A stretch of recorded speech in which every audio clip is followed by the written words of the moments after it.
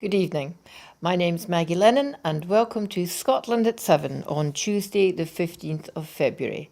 We're just going to have a short headline bulletin tonight because we are still in the middle of our IT upgrade, which is going well, but it takes a long time to go through it.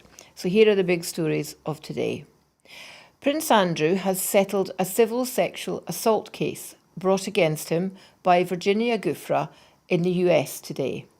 Miss Giuffre had been suing him, claiming he sexually assaulted her on 3 occasions when she was 17, allegations he has repeatedly denied. A letter filed to the US District Court earlier today said the Duke of York and Miss Giuffre had reached an out-of-court settlement. The sums to be paid are not being disclosed. The letter went on to say that the Duke would make a substantial donation to Miss Giuffre's charity in support of victims' rights. Miss Giuffre had repeatedly said that she was not pursuing the civil action for financial gain and wanted the case to be heard by a jury in open court so that the truth could finally be heard, and on behalf of other victims of Jeffrey Epstein and Ghislaine Maxwell's activities. Despite the defence case, which seemed to be attempting to call into question Ms. Giuffre's motives, mental health and integrity, and to undermine her as a credible witness, the statement issued today claimed that Prince Andrew had never intended to malign her character. It went on to say that it recognises that she had been a victim of abuse and also unfair public attacks. The Duke has also said that he will demonstrate his regret for his association with convicted late sex offender Jeffrey Epstein by supporting the fight against the evils of sex trafficking and by supporting its victims. The Duke of York had come under mounting criticism from his Newsnight interview in 2019 for not being seen to show remorse or genuine regret over his relationship with Epstein, being unable to even fully explain why he had maintained that relationship even after Epstein's first conviction and jail sentence. Prince Andrew also acknowledged the bravery of Miss Giuffre and other victims for standing up for themselves.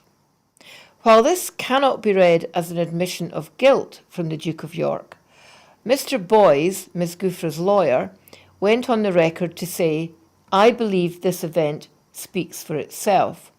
And Lisa Bloom, a lawyer representing other Epstein's victims, claimed it as a victory for Virginia Giuffre. She has accomplished what no one else could, getting Prince Andrew to stop his nonsense and to side with sexual abuse victims. "We salute Victoria's stunning courage," she said. Even though the amounts involved in the settlement are not being disclosed, they are likely to come at a very substantial financial cost to the prince. The Queen has previously said that he would need to defend this action as a private citizen, so it is not known if he will receive any financial support from the Crown.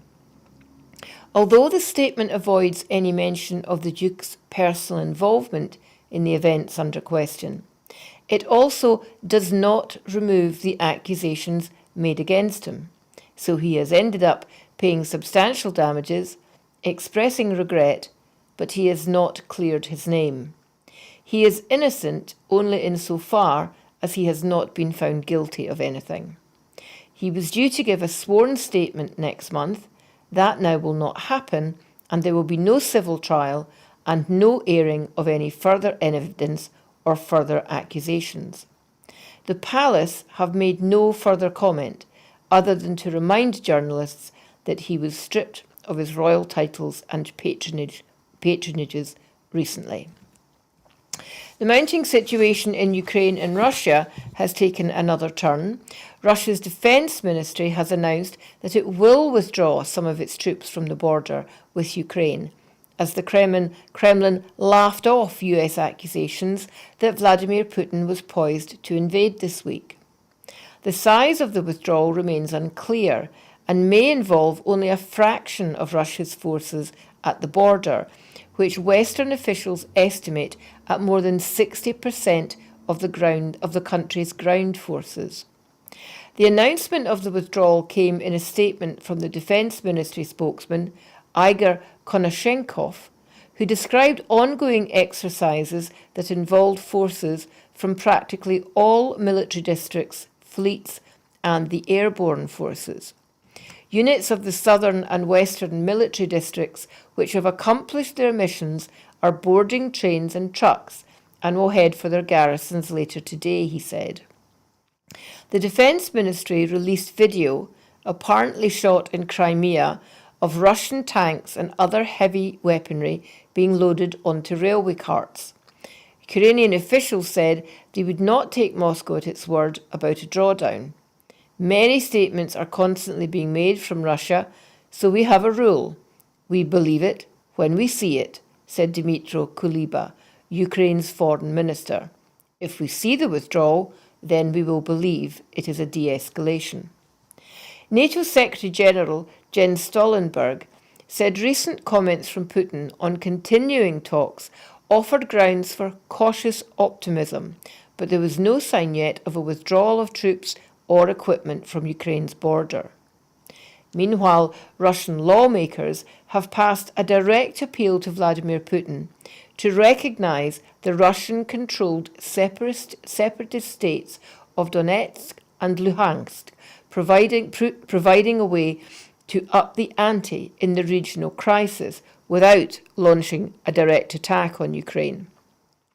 Putin has said he will not immediately recognise the so-called republics, but he is likely to wield that option as a bargaining chip as he continues to demand security guarantees from the West.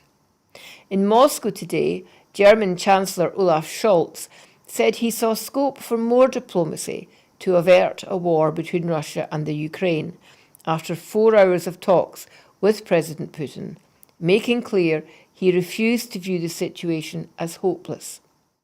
Scholz's one-day trip following a visit to Kiev on Monday is part of a Western effort to try to prevent a possible attack as more than 100,000 Russian troops mass on Ukraine's borders. The diplomatic possibilities are far from being exhausted, Herr Scholz said at a joint news conference with Putin. Striking a more positive note than some other Western leaders, Herr Scholz said it was a good sign that some Russian troops were returning to base after exercises near Ukraine, but added that he wanted more to follow. A former Conservative minister, once at the heart of efforts to clamp down on money laundering in London, has revealed that during Theresa May's premiership, Number 10 leant on him when he tabled amendments to introduce a public register of overseas property owners. Lord Fowkes said he had first tried to put the register into the Criminal Finances Bill in 2017, and then again into a government bill on money laundering in 2018.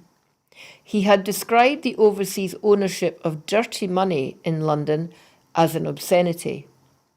According to The Guardian, Lord Fowkes said he was rung up by Downing Street during May's tenure and told to go to a meeting where he met civil servants from 4 government departments, including the Foreign Office, business officials and the Home Office, and they told him to drop the amendments, for which he had a voting majority in the House of Lords, because they assured him Whitehall had the issue in hand.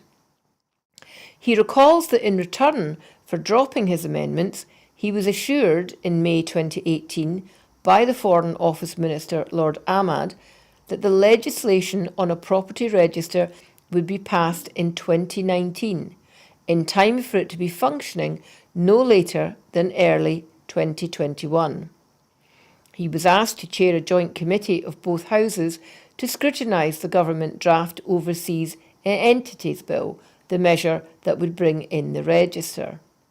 His joint committee duly reported in May 2019, stressing that time was of the essence, and proposed improvements, including verification checks to ensure that trusts could not be used to disguise the ultimate owners of property. On publication of his report, he was assured by ministers that they understood the urgency. Lord Fox, who has just completed a government-commissioned report on judicial review, said, "Over a period of 5 years, successive ministers have offered me emollient promises that the issue was in hand. What has happened? Absolutely nothing. In the meantime, frankly, we look like a laughingstock. We are not responding to the threat of economic crime. Instead, we are giving away golden visas, and the rest of the world must think we simply do not care." He branded unexplained wealth orders as pathetic, pointing out only 4 had been issued, and said the issue of resourcing of the National Crime Agency was critical. He pointed out that the idea of a register of overseas property owners had first been aired by David Cameron in 2015, and in a speech to an anti-corruption summit he had convened in 2016. He said, "Perhaps the climate is now changing because we all hate the Russians now." A growing number of Conservative MPs, are seeking unequivocal assurances that an economic crime bill containing the register will be in the next Queen's speech, regardless of whether Russia invades Ukraine or not. Tom Tugendhat, the chair of the Foreign Affairs Committee, said the government had done nothing to stem the flow of illicit funds entering Britain from Russia. Do forgive me. And urged ministers to act in order to stand up to the Kremlin. In a Twitter post, he accused Vladimir Putin of running a mafia-like organisation and said that ministers should stop turning a blind eye to dirty Russian money in Britain.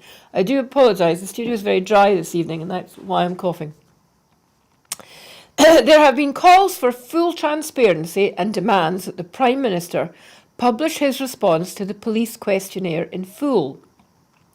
The call comes as Scotland Yard confirmed that they will reveal the number of fines issued from Partygate and explain the reasoning behind them, but will not publish the names of the individuals involved.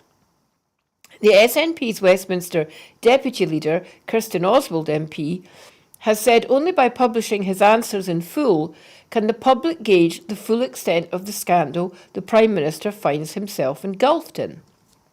Boris Johnson is currently under investigation for attending several parties throughout lockdown, with the Metropolitan Police investigating 12 altogether.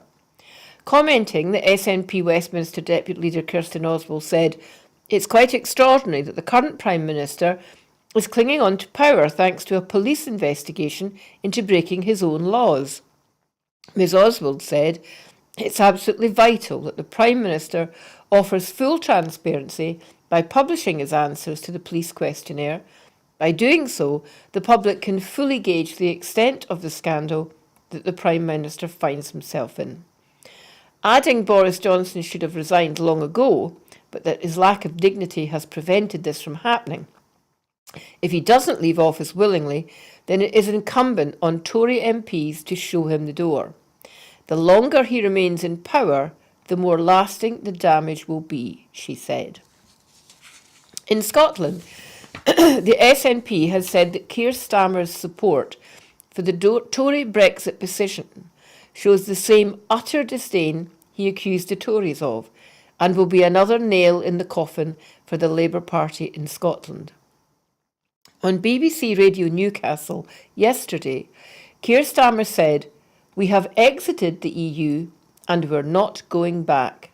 There's no case for rejoining," thus shutting off any Westminster route for Scotland to re-establish links to the world's largest single market, and proving that independence is Scotland's only route back to Europe.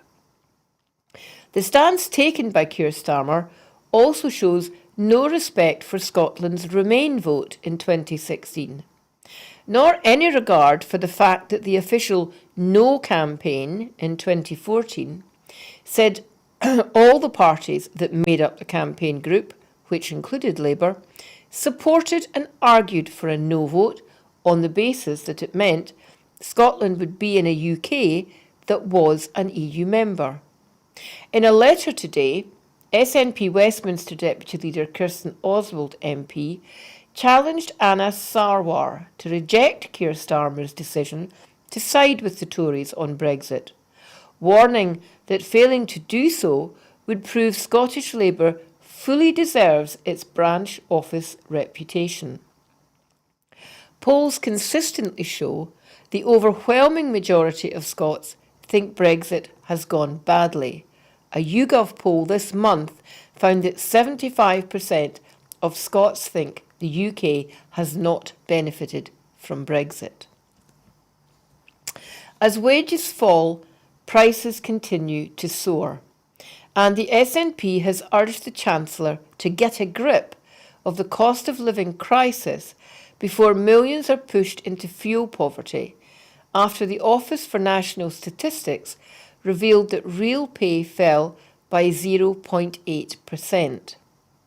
Latest ONS labour market data this morning showed that in real terms, adjusted for inflation, total and regular pay fell on the year at negative 0.1% for total pay and negative 0.8% for regular pay.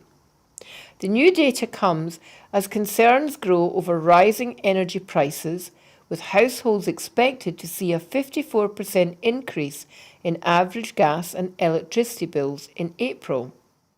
Charities and the SNP have warned that millions of families will be pushed into fuel poverty unless the UK government takes proper action. Commenting, SNP Work and Pensions spokesman David Linden MP said, "The Chancellor must get a grip of this Tory-made cost of living crisis before millions are plunged into, or further into, fuel poverty as real pay falls." Commenting on the statistics today, the Child Poverty Action Group have said that new statistics out show that in November 2021, 3.6 million children were in families relying on universal credit. With prices set to rise at twice the rate of benefits, these families, and others receiving social security, face a significant real terms cut to their benefits. In April, universal credit will increase by 3.1%, just as inflation is predicted to peak at 7.25%. This means the value of universal credit for families with children will fall by around £570 a year on average. The 180,000 families subject to the benefit cap will experience an even greater fall in the value of their universal credit. Without further government action, out-of-work families with children will be furthest away from being able to afford an acceptable standard of living since records began in 2008. Families with children living in poverty will be among the worst hit by rising supermarket prices and soaring energy bills. With energy bills due to increase by 54% in April of this year, these families are set to spend 3 times the share of their income on energy compared to better off families. Commenting, the SNP Shadow Chancellor Alison Thewlis MP said, "In October, the Tory government cut the incomes of millions when they slashed universal credit by £1,040, and now these families face another cut as prices are set to rise at twice the rate of benefits, and those impacted by the callous benefit cap will face an even greater cut." Ms Thewlis said, "The SNP and charities across the UK have repeatedly called for greater action from the UK government to tackle the cost of living crisis that has been exacerbated by Tory cuts, regressive Tory tax hikes and the soaring cost of the Tories' Brexit, and warnings are coming thick and fast that if they continue to ignore us, millions of people will be plunged into, or further into, poverty and hardship. She urged the Chancellor to finally listen and bring in an emergency budget that includes turning the £200 energy payment loan into a more generous grant, reversing the cuts to universal credit, and ensuring that legacy benefits are increased by the same amount and bringing in a real living wage. New labour market statistics came out today, and commenting on the labour market data from the Office of National Statistics, the Fraser of Allender Institute said that the figures provide the first opportunity to look back over the 2 years since coronavirus was first identified in the UK, and the huge changes in the Scottish economy and our day-to-day lives ever since. In the last year, there have been improvements in the headline labour market indicators, with the number of people in employment up over 28,000 and a fall in the number of people unemployed of nearly 12,000. But relative to the pre-pandemic period 2 years ago, there are still over 15,000 more people unemployed and 34,000 fewer people in employment. For men, labour market outcomes are weaker on all measures than 2 years ago. Nearly 40,000 fewer men are in employment than 2 years ago, with nearly 16,000 more men unemployed and nearly 25,000 more economically inactive relative to 2 years ago. Over the same period, female employment is up and unemployment and inactivity down. Commenting, Dr. Stuart McIntyre, Head of Research at the University of Strathclyde's Fraser of Allender Institute, said, "In the midst of the current cost of living crisis, the headline labour market data today might be expected to give some reassurance.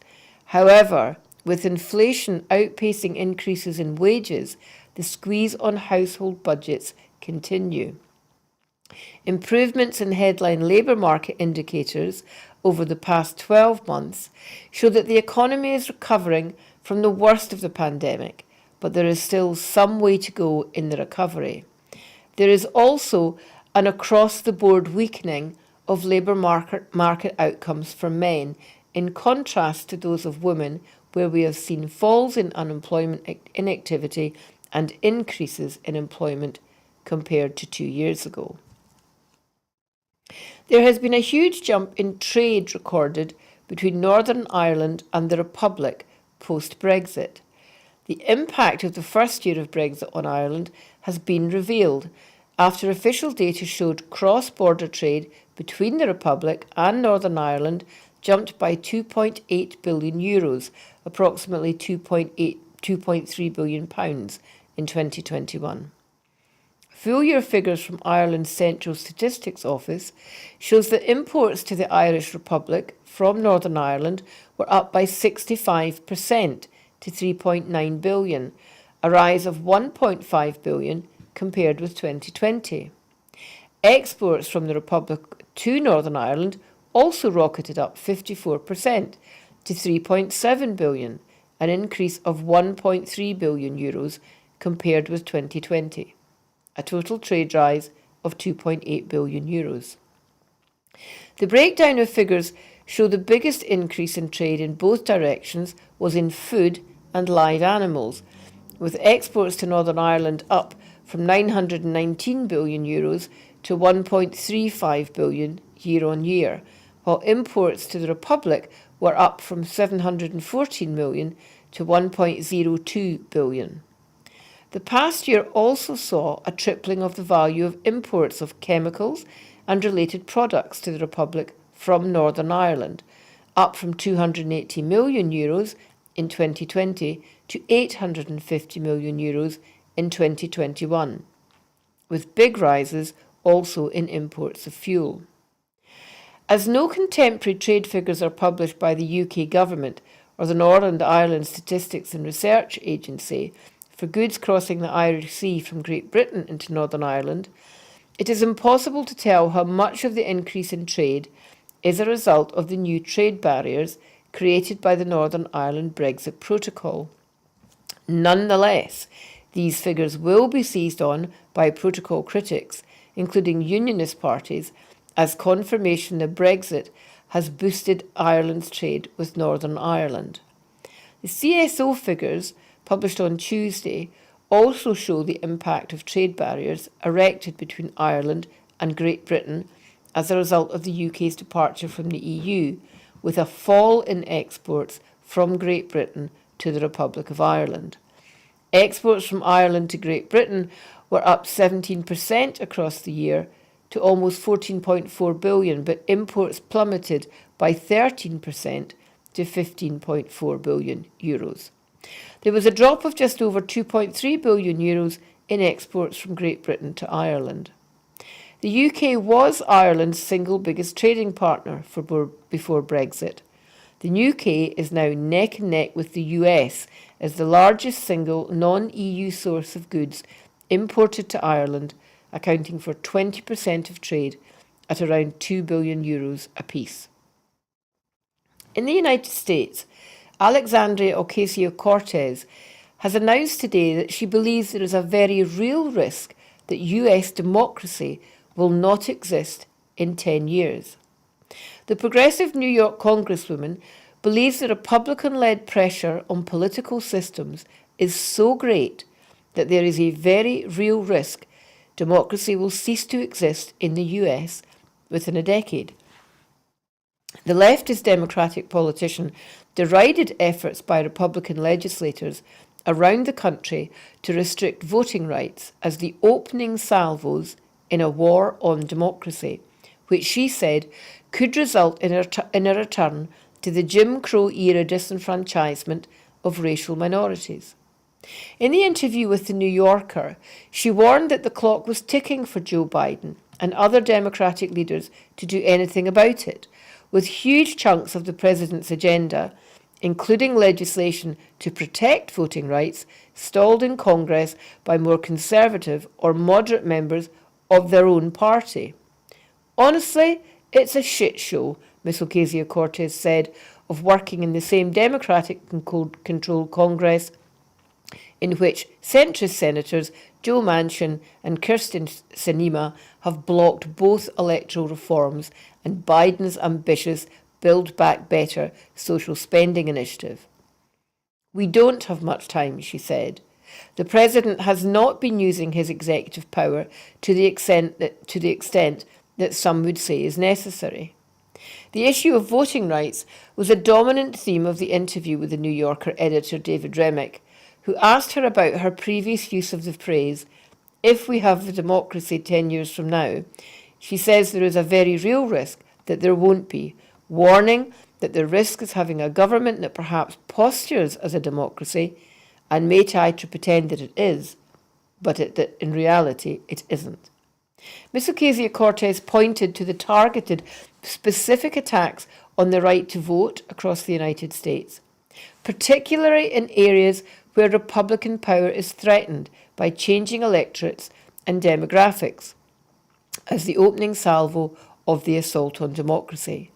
She said that white nationalist reactionary politics were starting to grow into a critical mass, with a continued sophisticated takeover of democratic systems in order to turn them into undemocratic systems, all in order to overturn results that a party in power may not like. Although she believes the situation is not beyond hope, Ms. Ocasio-Cortez fears inaction will lead to a return to Jim Crow, a reference to repressive laws in the US South to the mid-20th century designed to enforce racial segregation and just to disenfranchise blacks. You have it already happening in Texas, where Jim Crow-style disenfranchisement laws have already been proposed, she said. She said that the real question the US is facing is whether the last 50 to 60 years after the Civil Rights Act was just a mere flirtation that the United States had with a multiracial democracy, and the country then decides It has become too inconvenient for those in power and then reverts to what it was before. Back in Scotland, nearly 82,000 carers have benefited from additional double payments. Over 658,000 carers allowance supplement payments have been made to 126,055 carers since this additional payment, unique in the UK, was introduced in September 2018 in Scotland. In total, 188 million has been paid to carers since the launch, and just under 82,000 eligible carers received a payment in December 2021. Recognising the impacts of the pandemic on unpaid carers, these payments included an additional coronavirus carers allowance supplement payment, making the total December payment value £462.80. The carers allowance supplement is an extra payment for people in Scotland who get carers allowance on a particular date. There are 2 carers allowance supplement eligibility dates each year, one in April and one in October.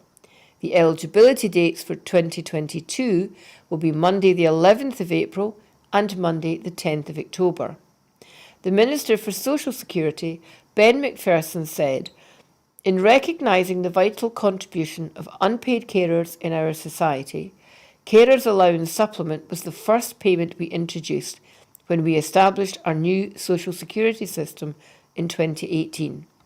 Providing this supplementary payment rights the wrongs that carers allowance on its own is the lowest of all working age benefits in the UK."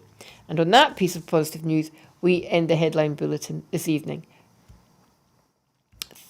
Thank you for joining me.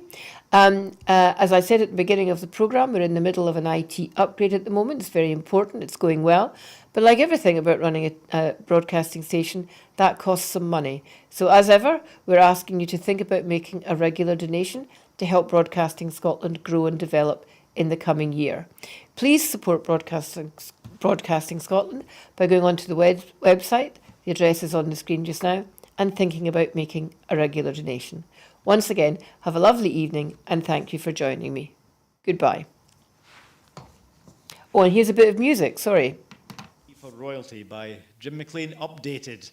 1, 2, 3, 4.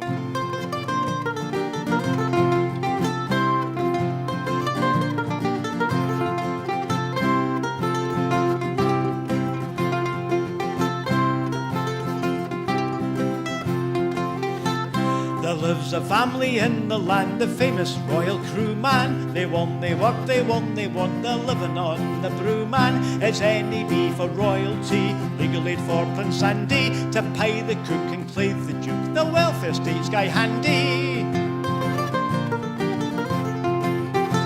Old Charlie's wife is getting on her age, and in the mention, for every Friday banging time she draws her old age pension. It's NEB for royalty, legal aid for Prince Andy, to pay the cook and clothe the duke, the welfare state's guy handy. When Harry asked her for Meghan's horn, they put her to the test man. Lizzie ordered thee up your job, be idle like the rest man. It's NEB for royalty, legal aid for Prince Andy, to pay the cook and clothe the duke, the welfare state's guy handy.